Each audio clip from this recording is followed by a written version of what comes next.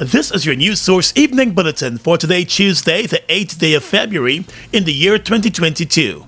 I'm Gordon Mosley. Here's what we're tracking tonight. Vice President Bharat Jagdeo has denied that he has ever accepted bribes from Chinese companies in exchange for large contracts in Guyana. In a wide-ranging interview, a New York-based correspondent for the international Vice News told the Vice President that a number of Chinese businessmen have related that the only way to get business done in Guyana is to pay a bribe. And one Chinese businessman singled out the Vice President himself. I can't comment on that because it would be an anonymous person. You can just sit there and fabricate that. As I said before, a lot of the companies and reporters. But you can if you name the person, that's fine. When the reporters come from abroad, this is their catch you kind of thing. You always want to make a developing country leader look corrupt. So you've done your bit. Unless you say who the person is, I can't comment on anonymous people. I can say, two persons told me before this interview, don't do the interview with Vice News because that is precisely what they will do. They will fabricate something and come and say they spoke with people here. Well, the reporter provided the name of a Chinese businessman, a Mr. Su, and that appeared to have taken the Vice President by surprise. The Vice President, while denying any wrongdoing, said he was warned against doing the interview, and he knows Su. But you're not bringing evidence. You're saying an anonymous Chinese source. Okay, well, maybe the Chinese company that did not get the agreement that they wanted here, maybe they're the ones who told you. Or it could be just a fictitious thing. Okay, well, let's talk about specific individuals. What is your relationship with Mr. Su Juro? Su. Oh, Su. My relationship? Nothing. He's a tenant in my place, yeah. And he's a good friend of yours? Yes, yes. He is a friend of ours. His father was here from many years ago. Mm-hmm. I mean, he lives next door to you. Yes. He was able to arrange meetings and catch-ups with you at any point in the day. As a friend, yeah. He claims that through his very close relationship with you, that he's able to get any deal done. Well, I don't know if that's able to change laws for investors. But then which law has been changed for any investor? So Su told us that if you want to get anything done in Guyana, you need some hookups. I'm very close to the Vice President and the other officials. The Vice President and I share a very close relationship. Also, if we do the business, he'll help out no matter what. There's no one else who can help like he does. He also says when he's talking about prospect investors that the Vice President said he can change the Constitution. He said he can manage. Everything is going to be done soon. He's really treating us as brothers. He's already trying to help us as much as possible. Of course, I need to give back to him in return. Yeah, but that is, I don't know about giving back, but I do that to everybody who comes to my office. When Mr. Jagdeo admitted to knowing Mr. Su, he was questioned about the alleged claims by the businessman that through his close relations with the Vice President, laws were changed to facilitate investors, and the Vice President was a beneficiary of bribes. The Vice President repeatedly denied the accusations that many investors find it difficult to get business done in Guyana without his direct involvement and approval. Facing the allegations from the Chinese businessman, the Vice President said that he normally creates the environment for foreign companies to conduct their business here smoothly, but legitimately. So I help people out, but it doesn't mean for consideration. It does not mean for bribe, because I believe that we have a mission to help as many people as possible move forward in this country. Well, Su also told us that, the amount will divide between the Vice President. It's going to be a service or process. Oh, really? If we're going to do business together, my boss is not going to directly receive the money, but obviously it's not going to directly transfer to him. The service charge is 4% of the total. It's not only me, most of it's the Vice President. Do you use middlemen like Su in order to take money on your behalf so that you can keep your hands clean? No. The answer is no. Why do you think that Su would say this? I don't know. You have to ask him. He's saying it because he, as he understands it, that's the truth. Well, no, but as he understands it, so that's what you have to ask him. But the answer is no. According to the Vice President, Mr. Su, who has been identified as a lobbyist for Chinese businesses, does not act as any middleman for him, contrary to the reports. However, he admitted that the man rents one of his properties here in Guyana. The Vice President said all of his financial statements and transactions have been furnished to the Integrity Commission. The Integrity Commission is among a number of constitutional commissions still to be reconstituted by the current government. More news coming up in just a moment. Hello, 31. Yes, 3-1. Almost on the calendar. For more than 3 decades, GTT has reliably connected this nation with innovative technology, products, and services. So we gotta celebrate in a major way. 31 prizes, 31 lucky winners. When you enter our promotion from January 20th to February 7th, simply top up $1,000 or more with MMG. Purchase a handset or SIM. Pay your GTT bill or activate any data bundle or plan for a chance to win a trip for 4 to the Rupinuni, free Amazon gift vouchers, free grocery vouchers, free food vouchers, dinner vouchers, top-up vouchers, MMG credit, and free family gym memberships. Hello, 31. Together we connect. Together we celebrate with GTT and win. Guyana's 2022 International Energy Conference and Expo, under the theme Charting a Sustainable Energy Future, will be hosted at the Guyana Marriott from the 15th to the 18th of February 2022. Meet and engage with energy leaders from around the world. The conference will feature addresses from His Excellency President Irfan Ali, His Excellency Vice President Bharat Jagdeo, Honorable Prime Minister Mark Phillips, His Excellency Chandrika Prasad Santoki, Honorable Prime Minister Mia Motley, His Excellency Nana Akufo-Addo, and many other highly esteemed speakers. Charting a Sustainable Energy Future, Guyana's 2022 International Energy Conference and Expo.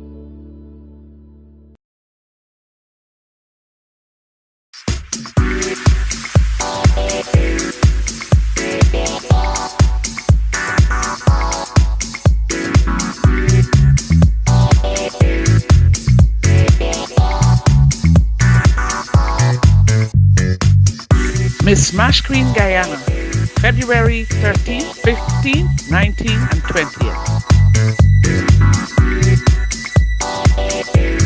Watch out for this.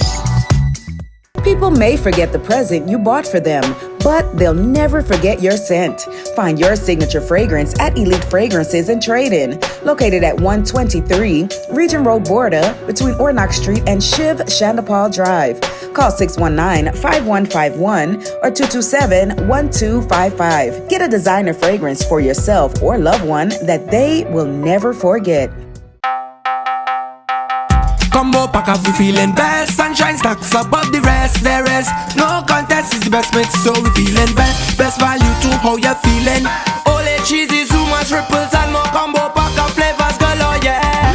Combo pack of we feeling best. Sunshine stacks above the rest. There is no contest, is the best mix, so we feeling best. Sunshine Snacks Combo Pack, now with a new look and new mix. Grab your pack today. Best mix, so we feeling best. Give me one dembe for my whole family. Their bread is tasty. Them bake. Baked with love and passion by our dedicated team of fine bakers, we give you dembe. With the same great quality you're used to, we now have a slightly new look. Here in Land of Canaan, we are ready to give you even more. Don't wait until you're hungry. Reach for a slice of dembe. Dambake, healthy, wholesome living. We've got exciting news! All 12-ounce yellow can Buster are now only $100. Buster, live in Come full get color. your Buster $100. Come get your Buster $100.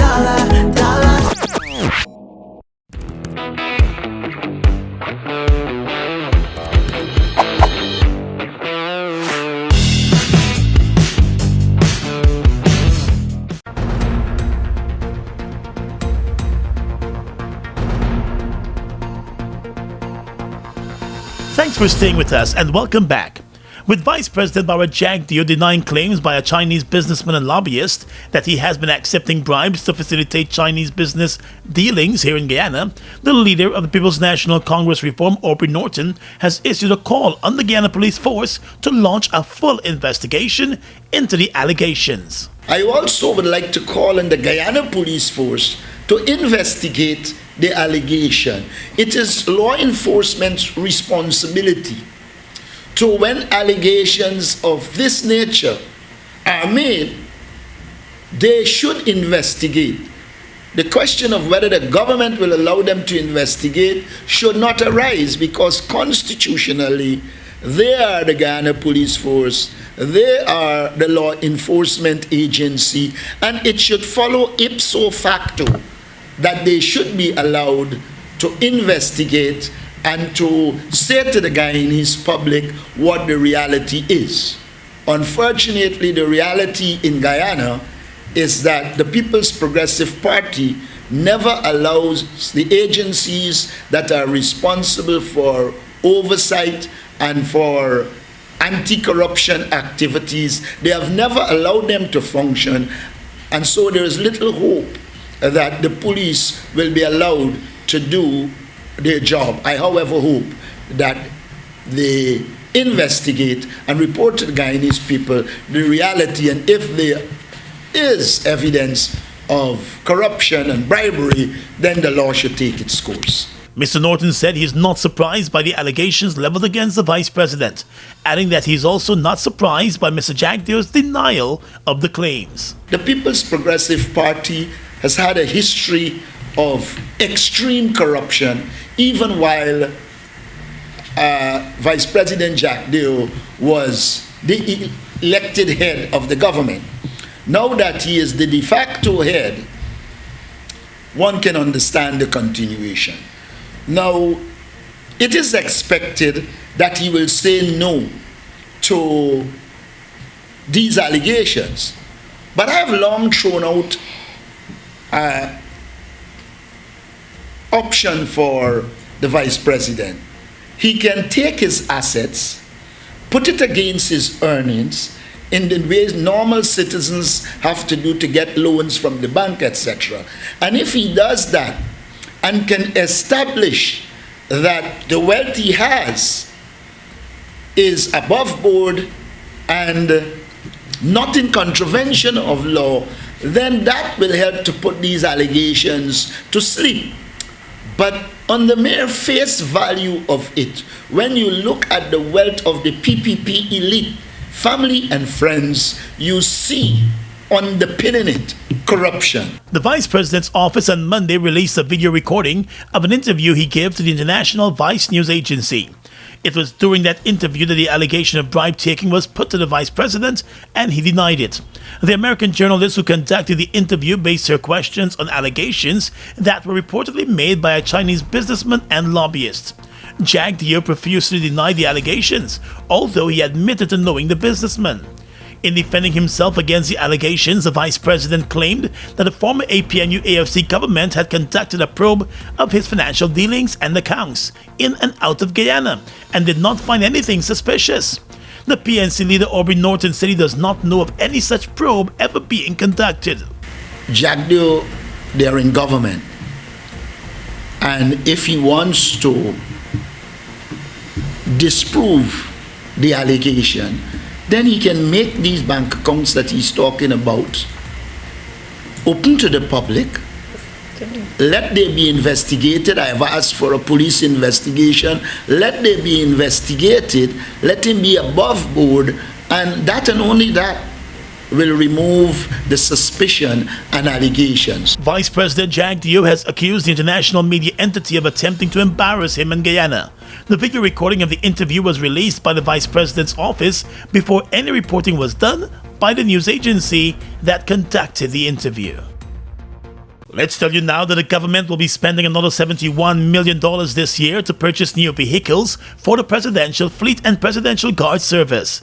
It is the third time in under 2 years that millions will be spent on new vehicles for the Presidential Fleet.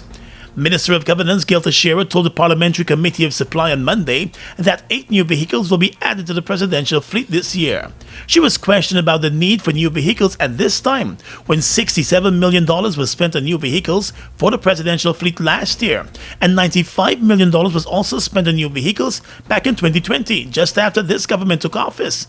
Minister Teixeira said some of the new vehicles being bought will support the Presidential Guard service. There are 8 vehicles, 1 SUV Presidential Guard, 2 vehicles for the Presidential Guard, 1 mobile, 1 pickup Presidential Guard, and 3 vehicles for the Office of the President. The governance minister said the new vehicles, which will be added to the presidential fleet, will improve the image of the Office of the President. Again, Mr. Speaker and Mr. Chairman, in terms of ensuring with the visits of the VVIPs, investors, high-profile meetings, and work that is going on in terms of raising Guyana's international regional profile with visitors here, that we want to make sure that our fleet of vehicles is up to standard and we're able to not embarrass our country with any old and dilapidated vehicles. In addition, it was announced that $120 million will be spent on the Office of the President and State House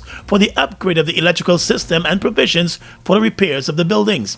Money has also been budgeted for repairs to Castellani House, which falls under the Office of the President. While the People's National Congress Reform, which is the largest party in the APNU-AFC coalition, plans to meet with the chairperson and commissioners of the Guyana Elections Commission on the issue of a new voters list. The party sees the issue as one that must be addressed ahead of the local government elections, which are scheduled for later this year. The PNC leader Aubrey Norton is holding his party's position that the current list of electors is bloated. He recalled that the last time the list was cleansed, the number of persons on the list reduced considerably. If one accepts that Guyana has 750,000 people and a youth population that is above half of the population, then you would recognize that logically you cannot have a voters list of 600 and something thousand. What I believe has gone wrong is we did not have a situation where, particularly in the last election, the list was allowed to be cleaned and therefore create the basis for democratic elections. Little wonder we had all the problems we had after. Most of the observer missions for the last elections in Guyana in their final reports recommended the creation of a new voters list. And so I believe rational people will want to see a new voters list, and we will engage the Commission on this issue. Mr. Norton said there are a number of methods, including house-to-house registration, which can be used to create a new voters list. The Guyana Elections Commission commenced house-to-house registration in July of 2019 in the run-up to national elections, but the exercise was stopped by the High Court. The Guyana Elections Commission will receive over $780 million in budgetary allocations this year to prepare for and host the local government polls. The controversial decision to establish a Taiwan office in Guyana was made at the level of the Foreign Affairs Ministry and not the Cabinet. That's according to Vice President Barrett Jagdeo.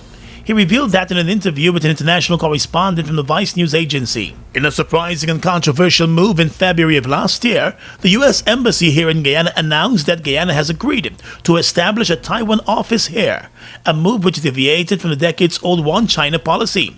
The agreement with Taiwan was quickly revoked by the government of Guyana. The announcement did not sit well with the Chinese government, and the announcement triggered direct calls between Beijing and Georgetown, with the Chinese government threatening to withdraw from several agreements and support systems. Questioned about a foreign policy blunder by Vice News, Mr. Jagdeo said the decision was never a government decision, but rather it was one that was done by the Foreign Affairs Ministry. This originated from the ministry, it didn't go to the cabinet. But the entire world supports the One China policy.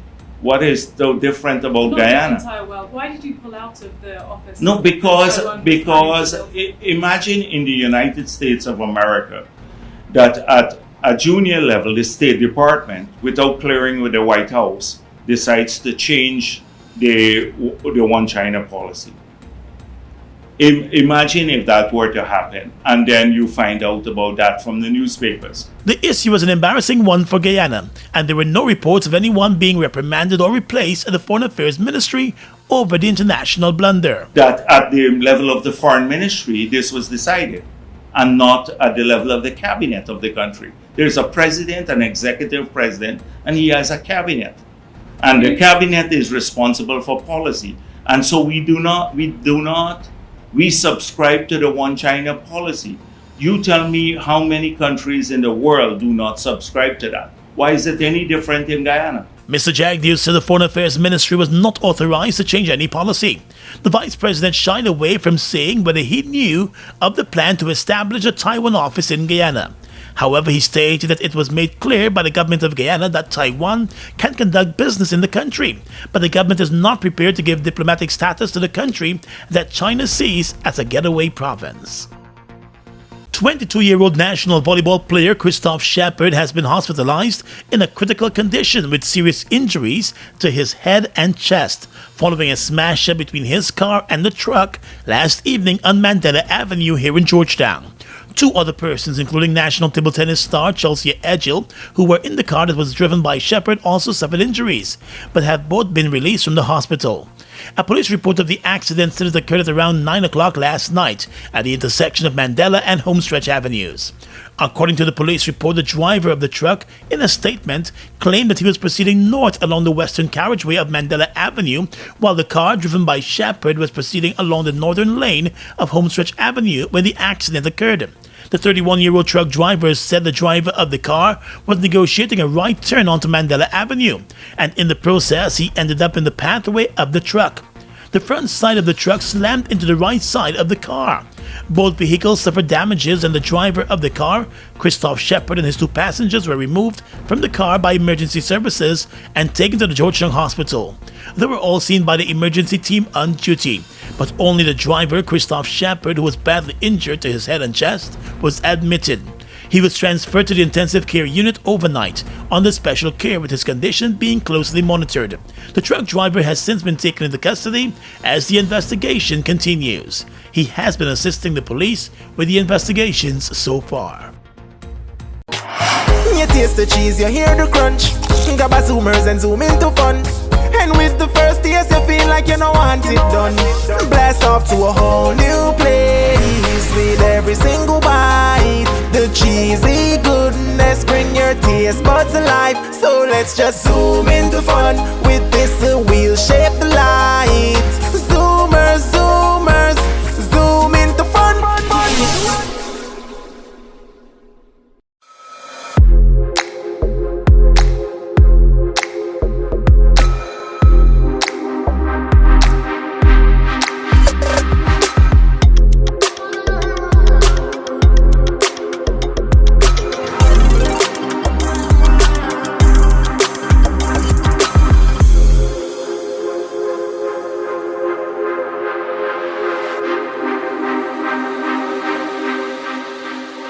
This is Mocha.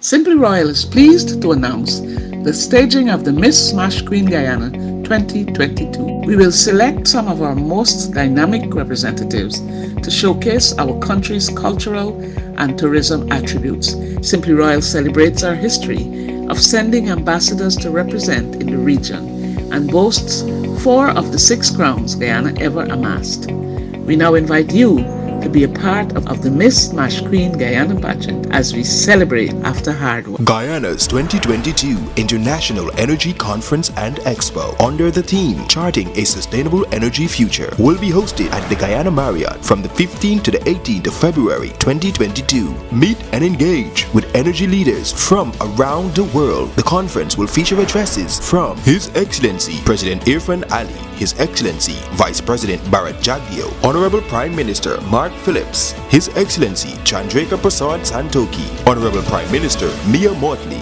His Excellency Nana Akufo-Addo, and many other highly esteemed speakers.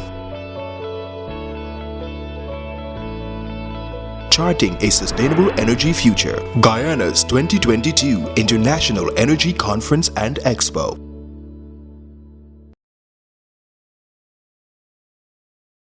We've got exciting exciting news! All 12-ounce yellow cab Buster are now only $100. Buster, live in Come full get color. your Buster, Buster $100. Come get your Buster, Buster $100.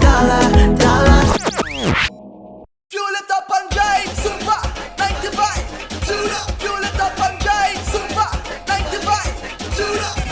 Protect your fuel system, boy. High mileage and performance, boy. Guy Super 95 gasoline gives you more reasons to drive and is available at 56 service stations nationwide. For affordable price, high performance, and high mileage, choose Guy Super 95 gasoline. Fuel it up and drive.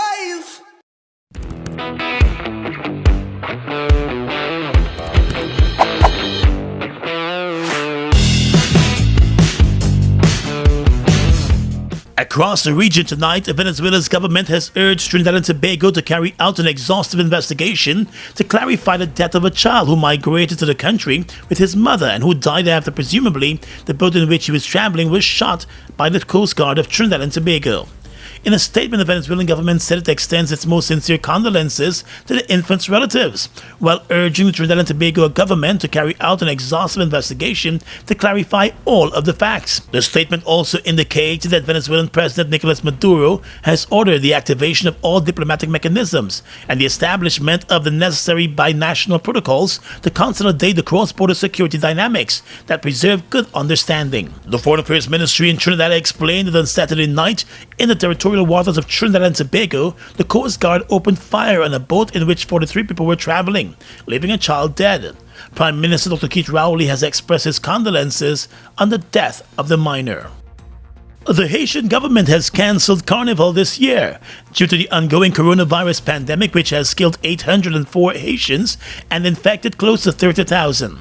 In a statement, the country's Ministry of Culture said that while the pandemic had been a major factor in deciding to cancel the national celebrations, economic issues as well as overall security in the French-speaking country had also contributed to the decision. The government said it was also reminding members of the population that COVID-19 is actively circulating in Haiti and that it is imperative to get vaccinated to protect themselves and persons around them. According to figures released, 130,440 Haitians, approximately 1.12% of the population, had received a first dose of one of the vaccines against COVID-19. And finally tonight, international news. French President Emmanuel Macron has told reporters that President Vladimir Putin assured him that the Russian forces would not ramp up the crisis near Ukraine's borders. However, Russia said any suggestions of a guarantee was not right. Russia has denied any plans to invade Ukraine, but it has assembled more than 100,000 troops near its borders. US officials believe Russia has assembled 70% of military forces needed for a full-scale invasion. The tensions between Russia, Ukraine, and the West come nearly 8 years after Russia annexed Ukraine's southern Crimea Peninsula and backed a rebellion in the eastern Donbass region. And that's your News Source Evening Bulletin for tonight. I'm Gordon Mosley, reporting and encouraging you to stay safe.